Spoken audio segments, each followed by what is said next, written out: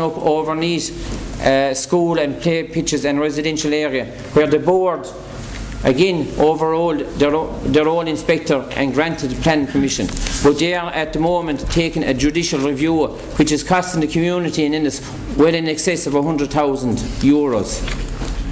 So there, Michael Doherty there and Noel Mulhare, I see him here on my left, they are part of the Ennis group who are at the moment fighting that. As I said, that's what you have to do to get justice in this country. But fair play to them, and I wish them the best of luck in their fight. So I'd like to get any questions, and we'll get answers here from the top table if we can.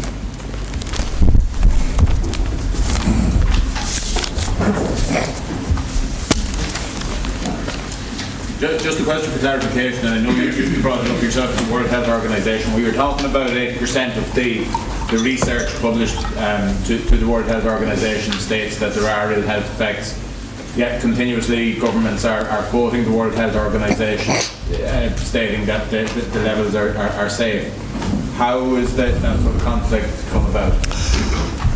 Very good question. The governments and the planners, they quote a phrase from the World Health Organization that says there is no risk and we have found nothing. And when you look on the database, we have 80%, as I've explained, showing illnesses up to cancers. I'm going to choose my words very, very carefully here.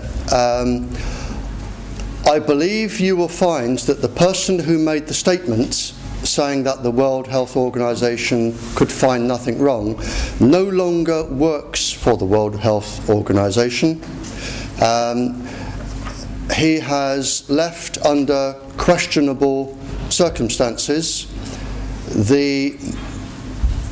His ties to industry are being looked into, as is his dealings with money.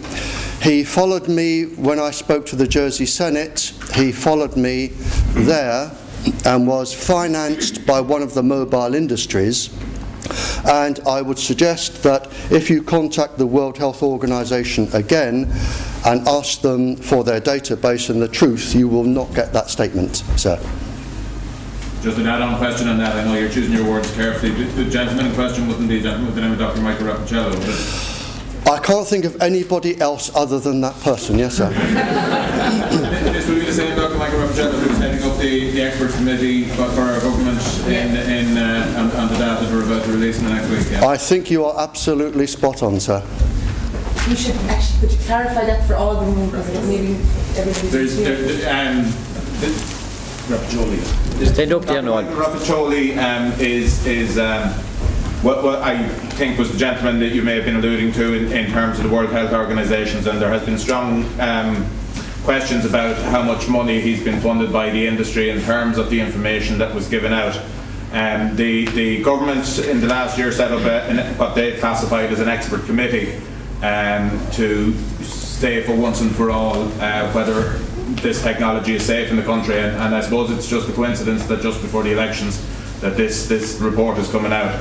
But the person who has headed up that committee for the Irish government is the same gentleman, Dr. Michael Rappacello, who I think is currently being cited as well as being in the payroll and in the Connecticut utilities as well, at the same time as he was carrying out this research. Yeah, he also did a panorama program. You may have seen it maybe a year ago on the Chernobyl incident when the power station blew up. And he insisted that there were no more than 9 leukemias on Panorama, and they were all adults putting the fire out. None at all, no leukemias at all for children, just 9. That's on Panorama. He insisted that nuclear power stations were safe and we should have lots more of them. And in Jersey, he recommended that all 2-year-olds be given mobile phones. And it is reported, which I have read, that he was being paid $400 an hour by the mobile industry whilst he was representing them there.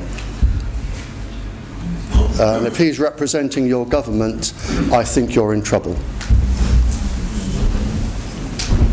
Having a big say.